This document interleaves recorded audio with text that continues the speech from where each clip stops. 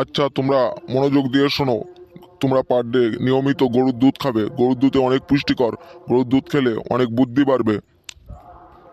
Sir আপনি ভুল উত্তর শেখাচ্ছেন কেন? কি বললি হারামজাদা? তোদের আমি ভুল উত্তর শেখাচ্ছি?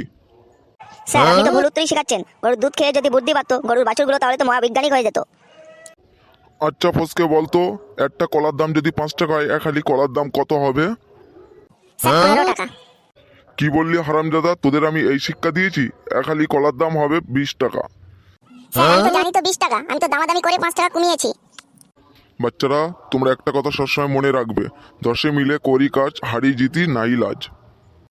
স্যার এই কাজটা তো আমরা পরীক্ষার হলে করতে চাই, কিন্তু আপনার লেগে তো হয় নাই। কিরে ফসকে, তোর এক চোখ বাঁধা এক চোখ খোলা কেন?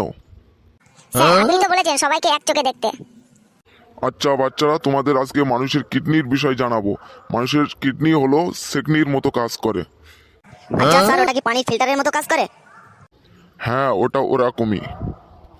আচ্ছা ফসকে, আমার জন্য 1 গ্লাস জল আনতো, কেন অনেকক্ষণ ধরে তোদের পড়াতে পড়াতে আমার গলাটা শুকিয়ে গিয়েছে। আচ্ছা ঠিক আছে স্যার, আপনার জন্য আমি বাইরে থেকে ফিল্টারের জল আনতেছি।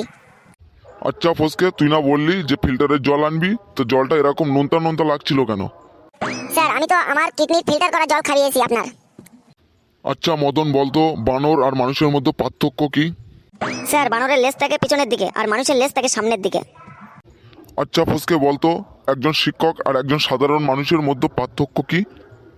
স্যার একজন সাধারণ মানুষের পার্থক্য হলো সে হুপ করে বড় হয়ে গেলে সে ভুলে যায় যে আমি একদিন গরিব ছিলাম। তেমনি শিক্ষক সে তখন পরীক্ষার হলে যখন গার্ড দেয় সে তখন ভুলে যায় যে আমি একদিন ছাত্র ছিলাম।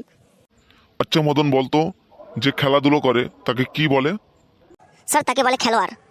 আর যে জানে বেশি তাকে কি বলে? স্যার তাকে জানোয়ার বলে।